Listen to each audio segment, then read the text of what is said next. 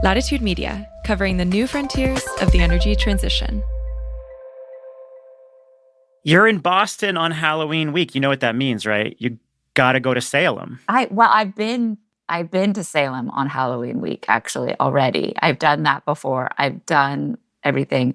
My husband believes that probably in a previous life, I was like a Scottish witch or something. So you know what the story of witches are that I just learned is that witches, so women were the original brewers of beer and of spirits. And so the cauldron, all of that stuff came from their brewing experience. We've been ahead of our species for some time. Yes. I mean, that goes without saying. But yes. But the Salem Witch Museum is so bad. Have you actually so been? Bad. It is. I was preparing myself. My sister, so my dad's birthday, and he passed away. We came up here and did his memorial for it. And we were so excited. My sister and I were yes, we're finally doing it. We walk in, we're what the? And it hasn't changed in 30 years. I went when I was a little kid. That seems like a project for you. Absolutely. Yeah. Yes. You need to adopt a museum, Stephen. I mean, podcasting may work out, but I think animatron witches are the Salem future. Witch Museums are forever, Stephen. Are you guys dressing up this week? Oh, yeah. Our family is big time. My kid asked to go as a vampire, and I told her, that's redundant. We're already getting drained by the power company. Stephen. From Latitude Media, this is Open Circuit. Pop quiz. Which one of these drove up electricity prices more over the last 5 years? Renewable energy mandates or data centers? If you picked either one of them, you're wrong. And you're in good company because that's what so many politicians and pundits believe too. Lawrence Berkeley Lab just released a detailed study of what's actually driving electricity prices in every state. And surprise, surprise, the results don't map to any clean partisan view of the world. States with the most renewables often have the cheapest power. Data center growth actually lowered prices. Meanwhile, the real culprits, infrastructure replacement, extreme weather, and natural gas volatility barely come up in the conversation. So this week we're digging into the numbers, and most importantly, with demand on the upswing, do they tell us anything about what's ahead? Open Circuit is brought to you by Natural Power. For nearly 2 decades, Natural Power has provided engineering and consulting services for renewables projects across the U.S. Natural Power supports clients in wind, solar, and battery storage with a focus on independent engineering, technical due diligence, energy estimation, and developer support. With more than 245 gigawatts of project experience in North America and acceptance from major financiers, Natural Power is responsive, able to meet tight timelines, and pragmatic. Natural Power works with you to understand, quantify, and mitigate risks. Learn more at naturalpower.com or click the link in the show notes. In the U.S., $1 billion disaster now strikes every 3 weeks on average. That's why Latitude Media and the Ad Hoc Group are launching the Power Resilience Forum, taking place January 21st through 23rd in Houston, Texas. PRF 2026 will be the center of the conversation on resilience.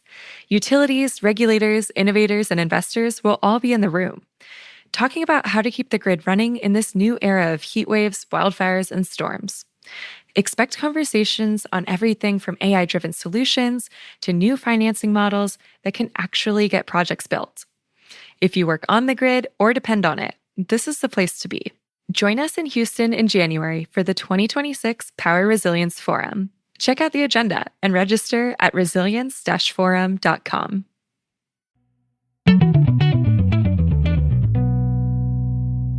Welcome to the show. I am executive editor of Latitude Media, Stephen Lacey, and I am here with Jigar Shah, who is an investor and the former director of DOE's Loan Programs Office. Hello, Jigar. Hello. I realize it's been 9 months since you probably stepped foot in your office at the Department of Energy. What do you miss most? Oh, nothing. I mean, I miss all the people. I miss all of the extraordinary people and all the work that we were doing. But I definitely don't miss Forrestal. I mean, it's called brutalist architecture for a reason. I go back and forth between loving it and hating it. No. I did a lot of work to put a survey together. And it was 91% of the people surveyed said that they would like the building to be torn down and started over. And so of the people who worked at DOE, Like there is like only a very few like group of nostalgic folks who want to keep it. Catherine is out this week, and in her place is Dr. Caroline Golin, the CEO of Envision Energy Advisors, and up until this summer was the global head of energy market development at Google. Caroline, welcome. Thank you for having me. I'm so excited. Good to see you. Speaking of missing offices, do you miss the nap pods and gourmet snacks at Google's offices? Oh, for sure. Yeah. I mean, it's amazing how many of my kids' lunches were subsidized by, the Google mini bars. It's great. What have you been focusing on the last few months? Oh, a lot of things. Working with some suppliers to help them transition into what is going to be a new era of powered land over, renewable PPAs, and working with some utilities to think through planning processes and some developers and startups. It's a really interesting space. And I'm really enjoying being on this side of the aisle. When you're at Google, everything comes to you somewhat buttoned up, with this great vision of how they're going to solve all your problems. And now I'm on the side of people scratching their heads going, we don't even know what the problems are yet. Can you help us to find them? So it's been really, really exciting, and I've been enjoying it. Yeah. So you all might remember Caroline from our live show at Transition AI, and she's here to help us understand the dynamics in the electricity market. So if you remember, a few weeks ago, we also had Charles Waugh, the CEO of Powerlines, on the show to talk about the impact on politics and regulation on the rising cost of electricity. And prices are up. Utilities are filing record rate cases. Everyone's looking for someone to blame. And of course, everyone wants a simple answer. But as we explained, it's right now, at least, largely transmission and distribution costs that are rising, not the fault of renewables or AI data centers.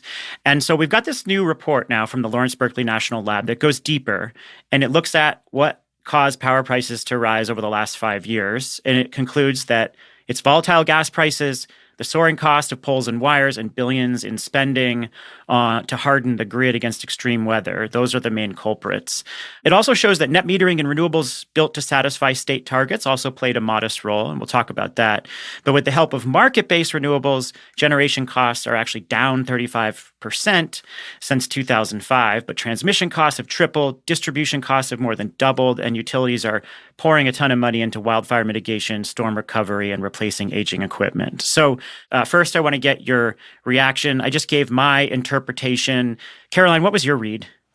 I mean, generally, I think the story isn't new, right? I think that 10, 15 years ago, utilities started recognizing that load growth was flat.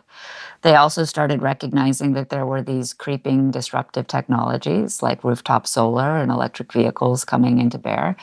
And they needed to invest in what was a naturally aging out system. And you had the confluence of extreme weather. So you had both a proactive approach, which was saying, hey, our system needs to be upgraded. And you also had this reactive sort of fear-based approach, which was that we have no way to spend capital anymore. And therefore, we have no way to earn a return. And those two sort of collided at the same time. And so for the past 10 years, you've seen multiple what we call grid modernization, dockets. And you talked about this in sort of the podcast previously, New York Rev. You had it throughout, with Massachusetts, down in North Carolina. And they were multi-billion dollar cases. But the problem was the cost-benefit analysis was just a few points increase in reliability, which generally resulted in some homes, having power for an hour or two more each year in exchange for their costs going up by 20%. And they were approved. And they were approved because largely the interveners across the country didn't have a framework for how to assess this and push back on it. I think that's evolved over the last couple of years, but they were approved and then they went into rate base, and that's what you saw happen, right? And I think it's going to continue to happen until regulators and intervening parties, environmentalists, customer advocates, get a framework to push back on it. On the renewable side, I think we forget that 80% of all renewables deployed, wholesale markets were deployed by corporates. So they're out there trying to hedge against gas prices. They're out there trying to get the least cost rec price they possibly can.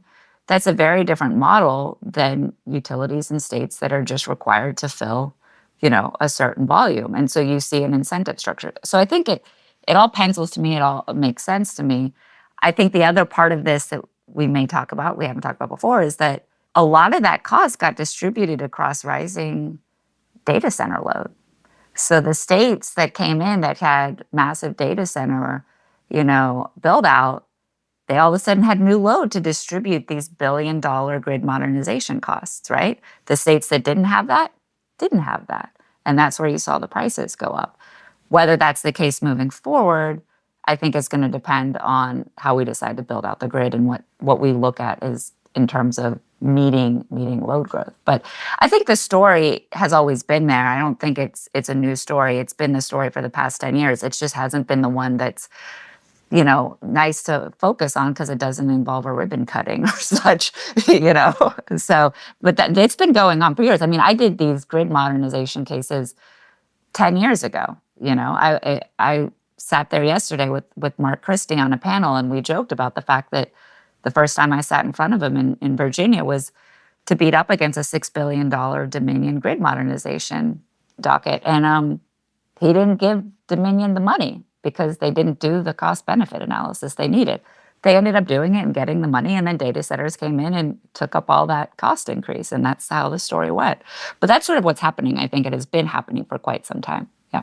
Yeah, I mean, I thought your summary was good, which is that, there was no storyline, right? That ultimately, the only storyline which I think LB&L failed to capture is that the utilities continue to be a place where innovation goes to die, right? And so when you look at like Tom Siebel and his work with, C3, right? I mean, Exelon put $20 million into that company.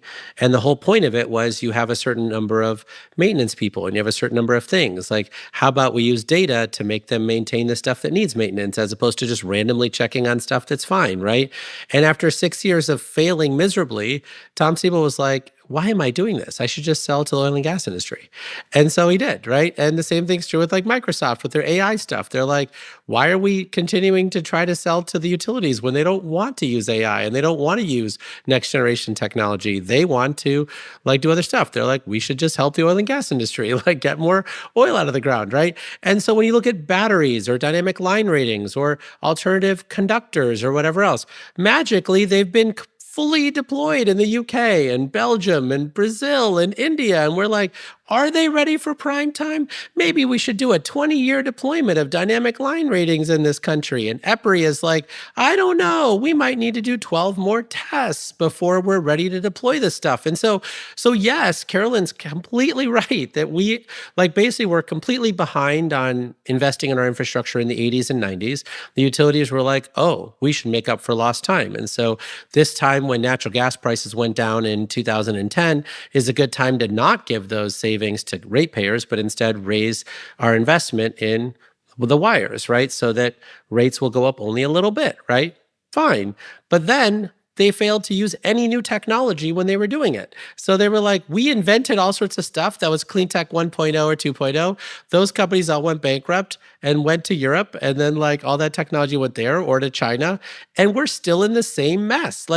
Even with this huge power issue, right? One of the things that the report highlights is one of the reasons why rates have gone up so much is that everything's gotten expensive. Transformers, this, that, whatever. Why? Because it's all traditional utility stuff, right? So the stuff that the utilities like to deploy, they have bought too much of. And instead of saying, is there something that we could possibly do that's 90% cheaper to do the same thing that would put less stress on the supply chain? They're like, but we don't like that. We're where good dreams go to die. And so as a result, there still is no movement on the utility side to be like, we should deploy innovative technologies that we innovated 20 years ago and piloted for 20 years at scale. And also, I would add to that, the regulators are using two different yardsticks to measure investment. So if you're measuring investment on the generation side, your yardstick is going to be, does it meet load growth? Does it meet peak demand? And if you're measuring investments on the distribution or transmission side, it's going to be, does it hit some level of SAIDI or safety scores, some level of reliability? But the two paths shall never cross. And if you treat it differently, you're going to invest differently, and you're going to overinvest, right, and underdeliver. which is what's happening. And the other piece of exactly what you just said, Carolyn, is that like on net metering, for instance, we have had study after study that shows that when you reach 1% penetration of net metering, then, you're no longer guaranteed that these systems actually reduce costs for the rest of your neighbors, right? And that as you go to 5%, it depends on the circuit, et cetera. Once you go beyond 5% penetration, then you are like most certainly costing your neighbors money, right? The only way to not cost your neighbors money is to force every one of those systems to put in batteries and then to have the utilities flex those batteries, right? And so now, like, the question is, whose fault is it that net metering raised costs in California? California has hit 10% of households with net metering. We all predicted that it would have an impact once you went above 1%, and most certainly when you went up against 5%. That's clearly the regulator's fault, right? They should have mandated that the utilities integrate net metering systems into distribution circuit planning. Have they done that? No. And in fact, even today, California is like, we don't want to use your behind the meter batteries to manage these distribution circuits. And so NEM 3.0 requires you to put in a battery because you won't get any benefit out of it otherwise, but you don't use it. And so like part of my problem with this stuff is that like I think LB&L did a fantastic job of summarizing all of the data, but I don't think they actually did a great job of revealing any insights and actually providing those insights into the executive summary, right? I mean, that's what podcasters are for. Sure, I guess so. We still have a job until AI replaces us too. AI will never replace me. I'm far too particular. It might replace me though, I think, by inference. I mean, it's really hard to know. I just want to talk about transparency for a minute. It can be really hard to know exactly what utilities are spending, what encompasses these T&D investments. Why is it so opaque to understand what exactly utilities are spending on, categorized as transmission and distribution investments? Well, I think part of the problem generally is that the process that we've developed at the state level, right? So all distribution investments, whatever type of system you're in, it's going to happen at the state level. It's going to happen with your Public Service Commission. And what you see throughout the country is the parties that get involved at the Public Service Commission get involved for largely two reasons. Three. One, you're a large industrial group and you just want to keep your economic development benefits and you want to keep your cost of power low. You do not care how you keep your cost of power low. You just need to keep your cost of power low. Two, you're an environmental group and you've been trained to argue to promote renewables at best, and that's it. Or three, you're a customer advocate group and you're in the same bucket as the industrial group with I just want to keep costs low. Very few places across the country, and I think, people like Rick O'Connell have been trying to change this for a very long time, have actually interjected the technical expertise of what grid modeling should look like. So there's a process problem. I think the other problem is I don't think anyone understands how arcane the majority of the distribution system models are in this country. The vast majority of utilities don't actually even know where all the homes in their houses are. So the idea that they're going to model them with some optimization around, reducing cost to customers is somewhat idealistic, right? And it's not as if the regulators have that technical expertise. So you're just sort of chasing your own tail in this situation. No one's set up to do it. I don't think the transparency is a product of hand waving. I don't actually think the utilities are going into the space, creating a black box saying you can't see the cost of poles and wires, you can't see this. I don't actually see that happening. I think it's a product of the utilities not actually knowing what the scenario analysis should be or how to place it correctly. So they just do the bare minimum and they run it sort of in circuits. And when you do it like that, I mean, we know who half the intervening parties are in this country. They're not PhDs in electrical engineering that can sit through this work and truly understand circuit optimization. It's different than being able to go out and say, I know what the cost of a megawatt hour is for solar, and that's cheaper than the cost of a megawatt hour is for gas, so therefore we should ram this through the integrated resource plan. It's just a much more technical exercise to which both the utilities and the intervening parties are not reaching the bar of what can and should be done. Well, and the other thing that I find frustrating is that there's no interest in fixing it. Like when you look at where we've come since 2005, remember, I think part of what Caroline just said is that the utilities, by definition, had no idea what was happening downstream of their distribution substation. Their data ends at the distribution substation. So they didn't know how many homes were there. They didn't really care. They didn't know about any of this stuff, right? So then we said, well, why don't we add smart meters, right? And then we had the ERA stimulus bill and all this other stuff. And we're like, we'll pay for 50% of the cost and you pay for 50% of the cost, right? And of course, none of that data ever was collected and or integrated into the modeling software that we're talking about here or the system approach, right? So we paid for nothing, right? So the utilities got all the benefits, which was they don't have to send somebody out to read your meter manually anymore. And they got all those benefits for shareholders. I never got an app for my phone that shows me how I use the power, even though I was promised that power, right? And if I did get that app, well, now that data could be useful, right? In Texas, they did force the unlocking of that data, but around the country, mission data has shown that the utilities have systematically made sure that that data never saw the light of day, right? And so there's that, right? Then the question becomes what is the dynamic between the utility and the regulator, right? In the past, the dynamic was the utility spent money, the regulator looked over their shoulder, and they could say that these things that you did were denied access to rate basing because, it was not prudent, right? Today, that's not really true. Today, what happens is the utilities deliberately or not deliberately, depending on your point of view, overwhelm the regulator with all of these projects. They don't have enough staff to be able to look at it. I talked to Google Tapestry a long time ago and said, why don't you just offer that service for free, just to analyze all of that stuff for the regulator? So the regulator instead says, well, let me just take 2 of these projects and take a deep look at 2 of them because I can't get to all 50 with the staff that I have and to figure out prudency. And so now the dynamic between the utility and the regulator is basically the regulator pre-approves everything the utility put into that filing.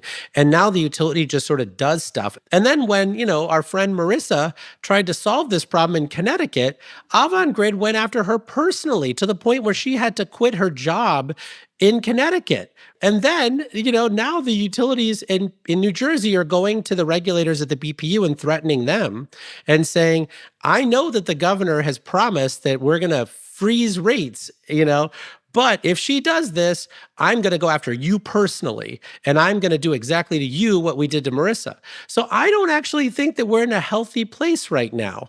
I think the utilities have gotten drunk on the fact that their stock price is way up, higher than some of the tech companies' stock prices have gone up. And they like this situation. And they're like, we don't want you to regulate us. We don't want you to stop us. We don't want to be forced to provide 20% discounts to electricity bills by 2030, right? We want to be able to do things exactly the way that we're doing them now and not use any innovation. I actually think there are a number of utilities who recognize that the golden box that they've been given can be taken away very quickly in a highly populous country. And I do think that there are utilities out there saying, and not all of them, but I do think there are utilities out there saying, if we were supported in this transition so that our stock price doesn't go down, so that pension funds don't suffer, which is, another layer of this, if they were supported, they would support it. They would transition into a place of providing solutions because the technologies exist there and they have capital partners now. The reality is there weren't capital partners that were willing to see the grid transition as a long-term stable asset for investment. They exist now. The problem is I don't think the regulators have any clue on how to make that transition. And it actually shouldn't be the utilities determining how they receive increased basis points moving forward or decreased basis points moving forward based on the way that their goods and services are provided. And I'm not sure anyone's given a model for how to do that correctly. So I think the utility culture is a bit split right now. I agree with Jigar that there are a number of utilities out there that are just happy to just lap this up for as long as they can. But the ones who see the need to transition are struggling to actually find a model that will simultaneously be accepted by the financial industry and by the political industry. But aren't you just highlighting the problem here? None of the utilities in Canada are for-profit utilities. they're all basically versions of large municipal utilities, right? I mean, aren't we just describing the fact that for-profit utilities are actually incapable of doing their job, right? The reason you give them all this money and all this freedom and $26 million pay packages that they do not deserve, and everyone knows they don't deserve it because they do the exact same job as the person who runs CPS Energy, who probably makes like $500,000 a year, right? But whatever, is that you should be able to deploy technology at scale. And if you can't deploy technology and scale and lead the entire industry and do all of that stuff, and you're actually even worse than rural electric co-ops and munis at getting this stuff done, well then like the whole model is broken. The incentives are broken. All of it's broken, right? Like that you really need to go to sort of a municipal utility type function. Well, I haven't seen a ton of municipal utilities doing it much better, but I think that's just because they're risk averse. Well, their rates are way lower. And is that also because, Jigger, that like the IOUs are disproportionately dealing with wildfire impacts? And no, of course not. Are you kidding me? There's a lot of munis that are dealing with wildfire impacts and other things too. Like, I mean, like it's a state thing. It's not like an IOU thing. I just think that in general, like the profit motive. And I'm not accusing anybody of wrongdoing. I'm not suggesting that they're doing illegal things or anything like that. But I'm just saying that, like, if you're in New Jersey and you just got hit by Hurricane Sandy, right? You're like, this is an opportune time for us to run up the scoreboard and figure out a way to do all these things. And then to Caroline's point, a lot of the regulators don't really have the knowledge and expertise necessary to know which exact line items were required and which weren't required. And then they just mix it in. California did the same thing. I mean, like PG&E has been so far behind on the vast majority of its distribution circuits, they just reclassified a lot of their projects from distribution circuit upgrades to wildfire upgrades. And, and people were like, okay, that makes sense. Like, this is a wildfire moment. Let's do this, right? Do I fault PG&E for that? Maybe, but they're just doing what their incentives tell them to do. I mean, my favorite was when tree trimming was considered grid modernization. That one took the day for me. The arborists. The arborists. I was like, well, that's what I mean about a lot of this stuff is lumped together, and it can be hard. It's just lumped, and you can't piece it out. And the other thing is, there are very few things you're going to see in these packages that are a waste of time or a waste of money. They aren't. They actually aren't. They're just not optimizing for where we want the grid to go. Is it important that we trim trees? Absolutely. I live in Atlanta. Trees everywhere. You have to trim trees. Is it important that we underground, wires? Yeah, it is. So I think the conversation needs to move from, is this good or bad, which is to say, what are we trying to build to? If we're trying to build the exact same grid we've had for the last 20 years, I think we're missing what's happening in society, right? I think that's a really helpful dive into the complexity and opacity of the T&D investments. I want to go to two other storylines that you alluded to, Caroline, the impact of renewables and then the impact of large loads. So let's just go to renewables first. The research showed that market-based renewables lowered prices while renewables built under state renewable energy mandates raised them slightly. Jigger, help people understand that dynamic. Well, there's two pieces to this. One is that I think we all know that we would never have had market-based renewables in states that didn't have mandates unless someone went first and trained all the workers and figured out how to get the cost down and all those other things, right? So thank goodness for some of the states going first. And second, I think that the ongoing renewable portfolio standards are probably causing for-profit companies in the renewable energy space to take advantage of the mandates. And so we probably should phase them out. How would they take advantage? For instance, if you look at the state of Colorado, right, they had these mandates on renewable energy. They brought in wind power that was $17 a megawatt hour from, I think, the Dakotas or Wyoming. And then, Xcel was like, well, we can't figure out how to integrate that into our transmission system. And so then they had to rate base $3 billion worth of transmission upgrades for that wind power. Like in a market-based mechanism, they wouldn't have gone forward with that project.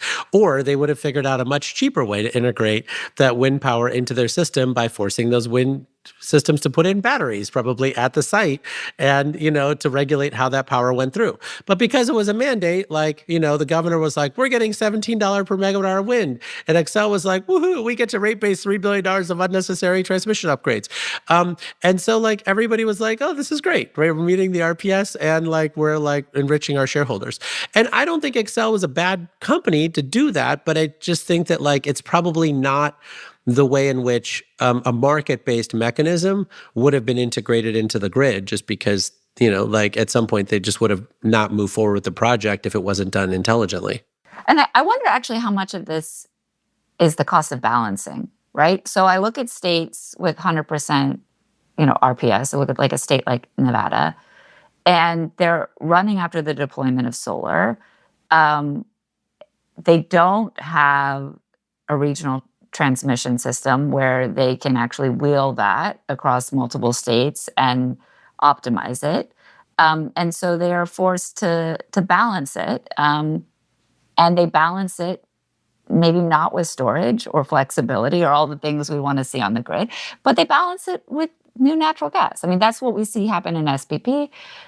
We've seen that happen to some degree in MISO, but in all these other states that had these forced mandates, the mandates didn't say, and thou shalt not balance it with fossil fuel, right? And so they did. They invested in balancing, and that balancing drives up costs as well. So the devil is in the details in terms of how you planned for that and how you really met that. You take other states like my state, Georgia, no RPS, but they just said, if you can beat avoided costs, you can get in the system, right? And so you actually see solar substantially drive down the costs in that state. Well, and even in Texas, right? I mean, because Texas has said, connect and manage, right? So we'll connect you, but we're not giving you a guaranteed ability to get transmission capacity.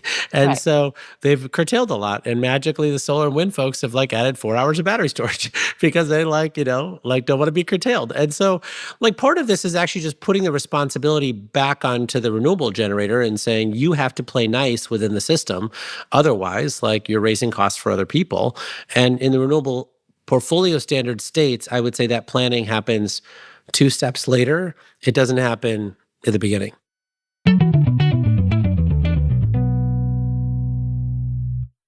Open Circuit is brought to you by Natural Power. For nearly 2 decades, Natural Power has delivered expert independent engineering and consulting services for renewables projects across the U.S. and beyond. Success in project transactions requires an independent engineer who's laser-focused on timelines, understands the nuances of risk, and collaborates seamlessly to develop solutions tailored to your needs. Natural Power excels at working within tight time constraints while ensuring diligence never takes a backseat. With deep expertise in wind, solar, and battery storage, Natural Power delivers top-tier support in independent engineering, technical due diligence, energy estimation, and developer support. Accepted by major financiers, their flexible approach ensures projects are built on a strong foundation. Powered by expertise, driven by sustainability, that is Natural Power. Find out more at naturalpower.com or click the link in the show notes. Last year alone, the U.S. saw $27 billion disasters. 27. Utilities are under pressure from every direction. Regulators, investors, insurers, and customers to step up and get serious about resilience. It is one of the most important macro trends shaping the grid. That's why we're bringing together top experts for the first ever Power Resilience Forum, taking place January 21st to 23rd in Houston. The event, hosted by Latitude Media and the Ad Hoc Group, is convening leaders from Centerpoint, EPRI, Edison International, Xcel Energy, and more, who will share real strategies and forge the partnerships that will define the next playbook for resilience. Register now at resilience-forum.com.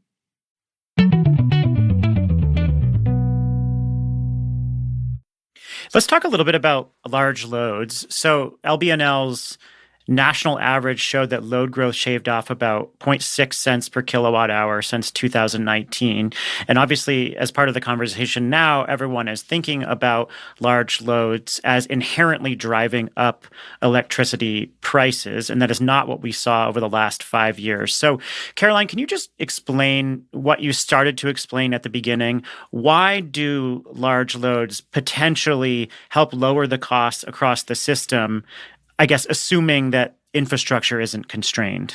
Yeah. So, what I was saying earlier is that 2010, we're overcapacity in this country, and we're also load growth is flat. 2015, you start seeing this wave of utilities really investing in the distribution system for a number of reasons, which we've gone through. 2017, you see the rise in data center deployment. So the gift that kept on giving the utilities was that they could continue to invest in the distribution system, and they could recoup the costs of that over the entire all customer classes, which included these large loads interconnecting. And for the data centers, these were marginal costs, right? And they were actually fine to pay for them, and they were concentrated, right? So if you look at Dominion, the timing is almost perfect, right? You see, I think it was maybe 2012, 2013, $6 billion grid modernization package. And you also see 100% renewable energy standard coming out around that time as well. We have to fact check on the exact dates.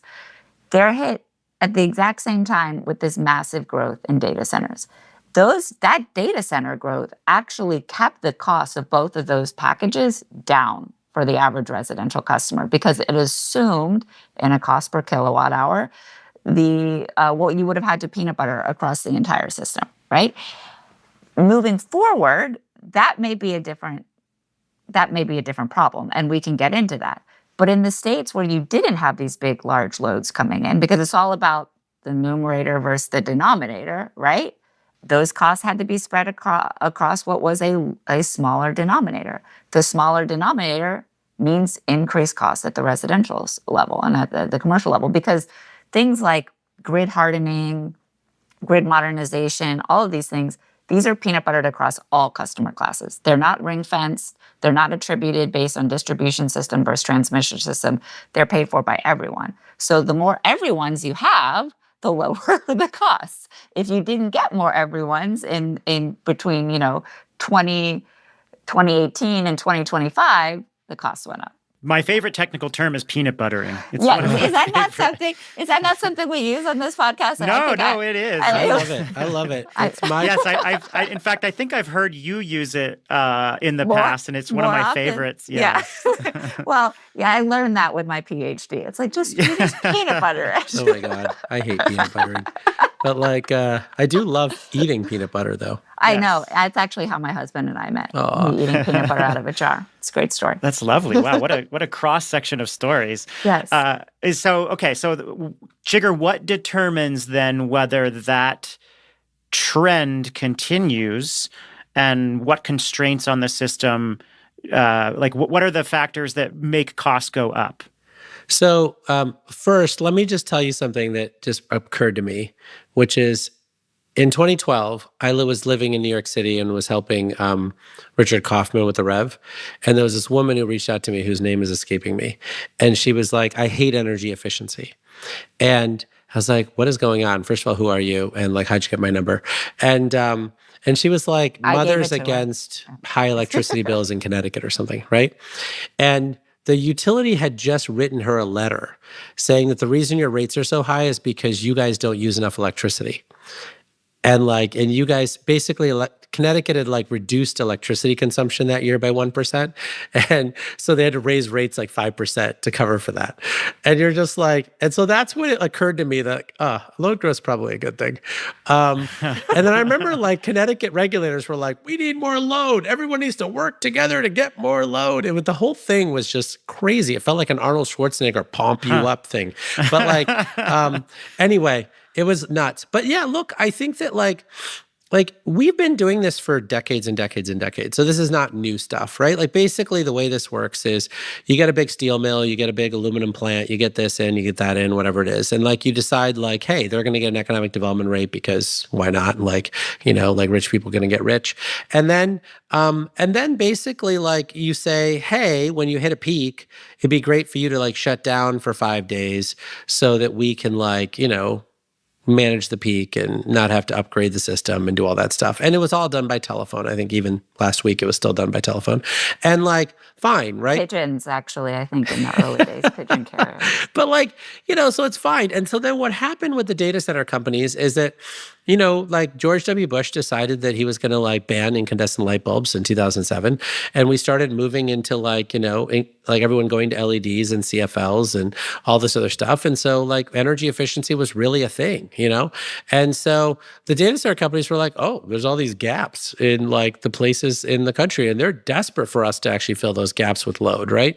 And so they weren't treated like the folks in the steel industry and other people were 40 years ago who were disruptive actors within the grid. They were treated with a red carpet, and in some states they even passed laws that said we're going to exempt you from taxes and this and that, and please come on in and we'll give you an economic development rate, right? So now everyone is saying, look, in order to like reduce the impact that you're having on the grid, we would like for you to be flexible. We'd like for you to do this stuff, et cetera, which is basically the same thing we did in the 1980s. And they're like, ugh, that's not how you treated us in 2012 when we came around. What? Like, are we going through a rough patch in our marriage? And I'm like, no, like we just didn't need to like impose all of these requirements on you to reduce the impact that you had on costs for everybody else, right? That, was unfortunately allergic to peanuts. And so now are eating sun butter. And so we're in this weird place where like we still need load growth because we have historic underutilization of our existing assets. Like most of the time, we're at 50%, of our assets being used, right? And so it's only like the 3 to 4% of the year that we're actually hitting a peak. And then at that moment, folks have to be flexible. So it's like, and then that reduces bills for everybody because they don't do all those upgrades. But we just didn't impose that on folks in 2012. And so we're in this weird spot where everyone's like, but, you're changing the rules of the game. So, Caroline, you've been on the other side of that table at Google. Does that feel consistent with your experience? What are those requirements and what requirements seem reasonable? So I think that every industrial manufacturing customer has gotten an economic development rate as so long as I've been in this industry. That wasn't new. I think what was new was that our load shape looked incredibly different from everybody else. So you think about a steel mill, right? Incredibly peaky, right? And if you know how to place a steel mill correctly on your grid, you can make money off a steel mill, right? The smarter utilities did. But data centers, always on, 24/7, always on. If you know how to place a data center on your grid correctly, that can also be a real benefit. That can be a load stabilizer on your grid. If you choose not to do that and you choose to let developers decide where it's going to go, that can become a real headache. What I think the reason where I see the disconnect is actually 8 years ago when, the data center industry started ramping up. If you were going to ask a manufacturer, an industrial, to be flexible, you had to open the can of worms across all those customer classes. And for years in this country, we have disincentivized demand response and flexibility at the industrial level for multiple different reasons, but to the point where we have mandated state opt-outs, to the point where we have said you may not ask industrial customers or manufacturing customers to be flexible. And that created a precedence that, of course, the data center industry was going to utilize, and why wouldn't they? We're no different than any other economic development customer, so don't treat us differently. And this is the precedence you set for everybody else. And at the same time, you could argue from a technical perspective that data centers do function differently. If they aren't on, there are goods and services in this country that rely on them always being on. Those 6-7 videos. And they can't shift. The K-pop Demon Hunter YouTube. Yes, exactly. You won't be able to watch K-pop Demon Hunters for the 7th time. Like the world will come to a crashing end. I mean, has everyone realized with the AWS shutdown last week? They're like, "Where's my Netflix? Where is it? Where is it?" I want to unpack one thing there, Caroline. You used the word where, and I just want to understand like what you mean by where we put a data center. Does that literally mean where it connects to the grid, or how it interacts with the grid? Nodally, where do you connect it? Where do you have, and I'll use a market term, where do you have potential, negative pricing where actually load sync will be beneficial to the grid, right? Or where you have congestion. If you think, no one thought this was going to be what it was. So, and at this time, 7 years ago, You have 2 people at most at every single utility responsible for large load interconnection. And you're getting 5, 6, 7, maybe 10 requests a year. So it's a process error as much as it is anything. Let's talk about what could happen over the next 5 years. So if we have seen in states like Oklahoma or North Dakota where data centers have helped moderate rates, how do we borrow that experience and carry it forward for other states when we are seeing this truly unique data center boom? And how much will data centers actually start to impact rates? I think their impact is going to be directly proportional to the solutions they're allowed to bring to bear when they interconnect. And if we maintain a posture that says the only way that a large load can interconnect is through traditional upgrades to network infrastructure and through building new power plants, then they will raise rates. If we widen the aperture on what the solutions can be, I think that they will not raise rates. And I think potentially they could prime the system for continual cost stabilization when the next waves of electric transport, industrial electrification hit. I'm not confident that will be the path we take, but to me, that's the fork in the road. And when you widen that aperture, what kind of solutions are you now seeing? Are you talking about grid enhancing technologies and, distributed capacity? Like what does that aperture allow you to bring in? Yeah, absolutely. All those things and then more. I mean, we can just go storage, for example, right? The use of storage, whether it's behind the meter or, front of the meter, and utilized in, a joint contract structure.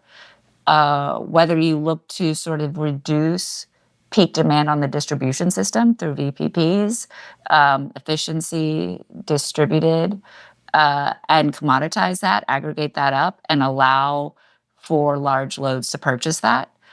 Whether you look at dynamic line rating, whether you look at volt var, it's all of these renovations, that allow us to not build a brand new room, right? And so I think that a lot of the data centers, particularly the hyperscalers have been wise to this for quite some time, but even the general data center industry is getting wise to the understanding that, overbuild is a real risk.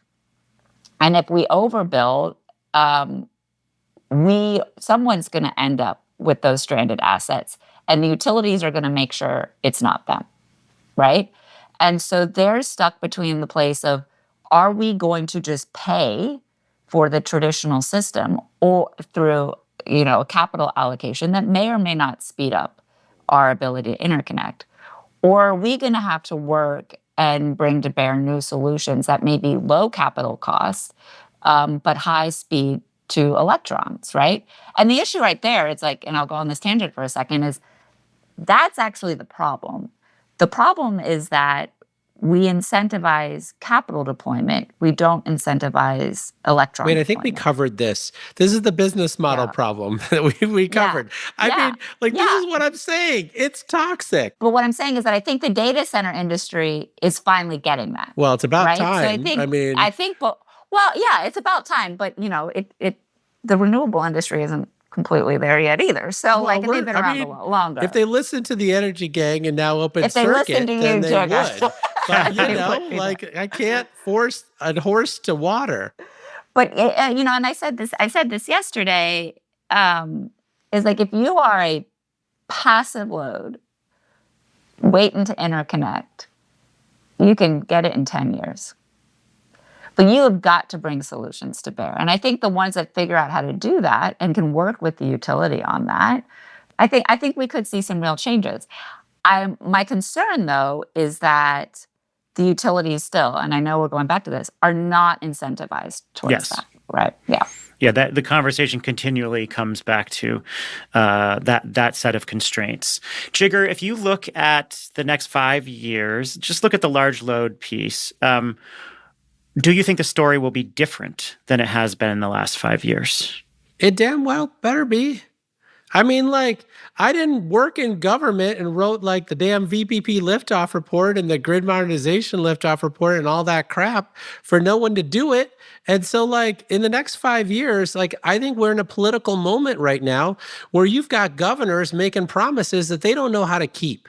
And the only way that they can keep those promises is to make the changes that we're recommending, right? And even if you decided that you woke up on the wrong side of the bed and you really want to solve all of these deals with like modified jet engines that you're putting behind the meter at your data center, there are not that many modified gas turbines to be bought.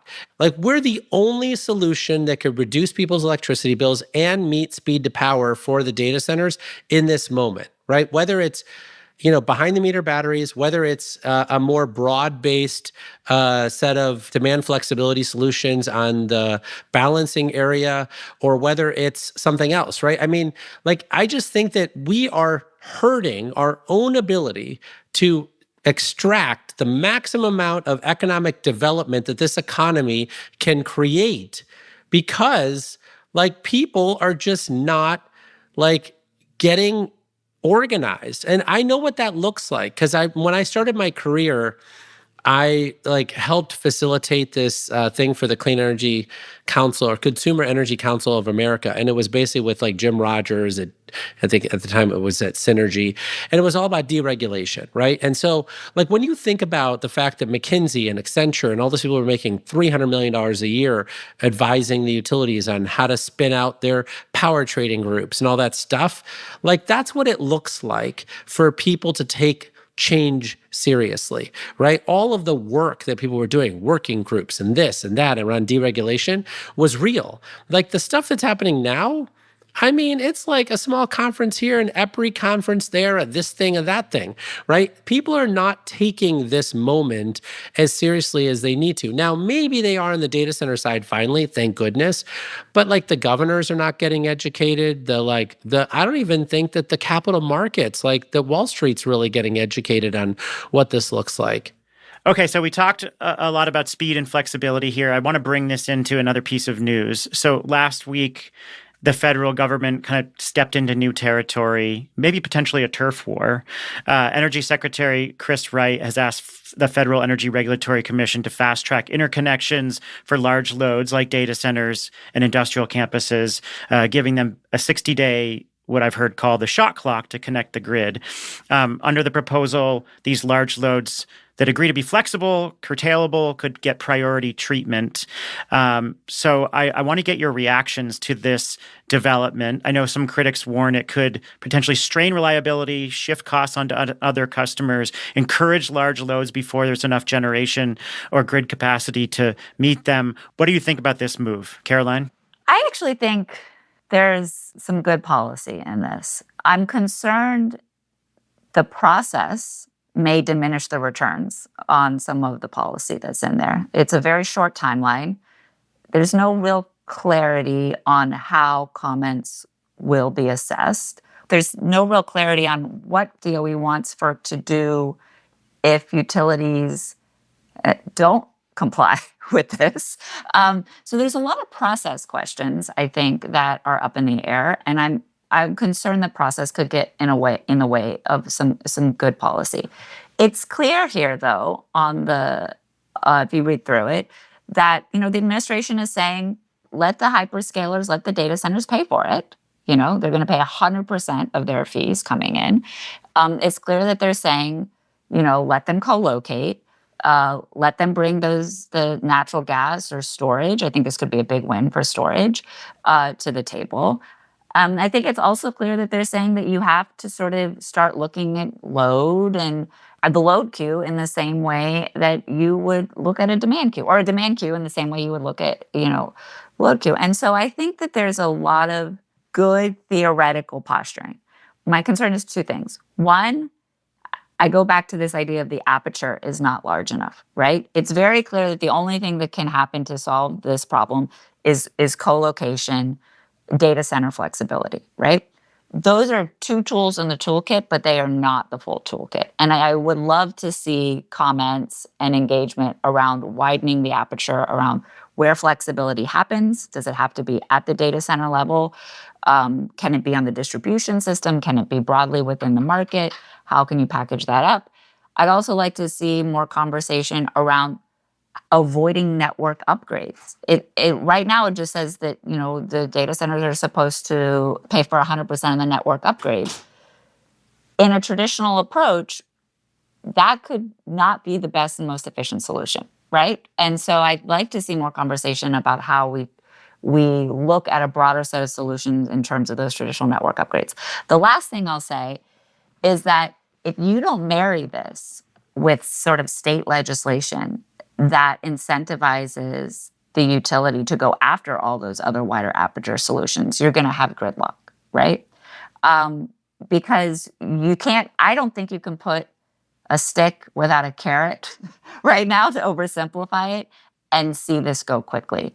And so if I'm a governor, I'm thinking about, okay, what is the basis point change that I need to incentivize in order to make sure that the utilities feel like they can invest in the AI solutions that actually understand their grid topology better, hire the workforce to do this more quickly, do the analysis, and look through the alternative mechanisms that make this go fast. If that doesn't happen, I think you're going to be, you know, pun intended, a bit gridlocked. No, I think as usual, I'm in violent agreement with Caroline. Look, I think the thing that I find fascinating. I'm putting that on my card from now on. Exactly. Like I always let Caroline talk first. I think first thing first, this is Travis Fisher's idea.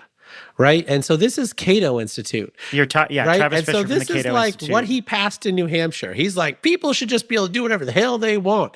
Totally. I love it. I'm here for it. Right. Basically, the administration is going to war with the electric utility sector, and I am here for it. Right. Like the fact that the Trump administration decided to go to war with the electric utility sector, like, I love it. Let's do this. Right. And then the other piece of this is the reason this is happening is because in the mind of MAGA, this is all behind the meter natural gas. Right. When the rest of us know, hell no, that's not going to work. This is going to be batteries. But, you know, I don't need to talk about it that much, right? And so, like, I have popped so much popcorn. I put some masala on there. I'm eating it. This is going to be awesome. The other thing I would say is, like, we just had Dervos. I had the top, 60 CEOs from all of the demand flexibility companies there. We had this big conversation. And Lord Almighty, is this a gift, right? Because, getting those 60 people to all row in the same direction is hard. But now they're all rowing in the same direction. Why? Because Caroline just told everybody that, they're part of this broader aperture. But they're not part of the broader aperture unless they put their comments into this thing, which is due on April, right? And so I don't think a lot of people are going to put comments into this NOPR just because it's very clear it's due by November 15th, and then we're going to go into a NOPR for sure. So they're going to save their best comments for the NOPR. But I think this is going to be amazing. And then in terms of the state legislature piece, right? This is, again, where the clean tech folks and the environmental folks are got to coordinate a little better, right? And so we want the state legislatures to pass a law that says that the utilities are required to get better asset utilization out of their existing assets. That's it, right? It shouldn't be banning natural gas. It shouldn't be banning this, banning that. It should just say, you're at 40% asset utilization. You need to put together a plan to get to 60% asset utilization, right? Now the regulator is lined up with a state law to regulate the utility around asset utilization. The utility knows that. Tesla made this argument in 2013 during the rev. So this is not I made that argument, Jigger. Caroline Golin made that argument in 2013. So we are so ready for this war that Chris Wright wants to have against the electric utilities. And I am here for it. And the last thing I would say is very obvious that this letter was directed to the PJM. It is not all ISOs, all transmission operators, even though it clearly is, but it's really directed to the PJM. And again, I'm here for it. Well, and I think if you are not in PJM, you're vertically integrated, you're looking at this as license to operate to create a load queue and placement of where you want these data centers on your system. And that is a gift to a lot of these utilities. Totally. Because for a very long time, they have been regulated into a place of almost paralysis, you know? And I don't think we talk about it enough, but managing a load queue is just an operations and maintenance cost. And many regulators across the country are not letting these utilities hire and staff up and create the tools to actually do this effectively. I don't exactly understand why it seems asinine to me, but that's what's going on. And this is a gift that says, oh, no. We want us to do this and keep the lights on. You want us to do this reliably? Now we tell these large loads where they go, which is what is needed to happen for such a long time. And I think that if I'm a utility looking at this outside of PJM, I'm also putting in my comments because this goes one of two ways. And it doesn't have to be a war on the electric utility if they look at this and scaffold it in a way that's going to help them manage their system as opposed to being this reactive tool across what is a never-ending load growth story. This is not going away. Bless your heart. It's true. I absolutely am here for it. I would love for the utilities to be like, this is not a war on us. This is just a war on our business model, or this is just a war on our calcified thinking. We should just become a modern utility. I should just earn my $26 million a year salary instead of actually acting like I just run a, water utility, right? And I make $500,000 a year. I don't care what argument they tell themselves, but like if we get innovation that we invented 20 years ago to now get accelerated at this exact moment when it can reduce everyone's electricity bills by 20% by 2030, I'm here for it. Indeed, and I'm so glad that Dr. Caroline Golin could be here for it as well. Caroline, thank you so much. Thank you, Stephen. This is great.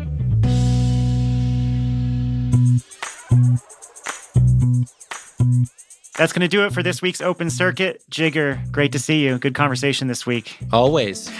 Open Circuit is produced by Latitude Media. The show is produced and edited by me, Stephen Lacey. Ann Bailey is our senior podcast editor. Sean Marquand is our technical director. He wrote the music to the show. And for more in-depth reporting on all of this stuff, go to Latitude Media. You can sign up for our newsletters, including our AI Energy Nexus newsletter, where we cover a lot of this. And of course, you can find Open Circuit anywhere you get your podcasts. Please give us a rating and review, a 5-star review. That would be really helpful. And we will see you next week. Thanks, everybody.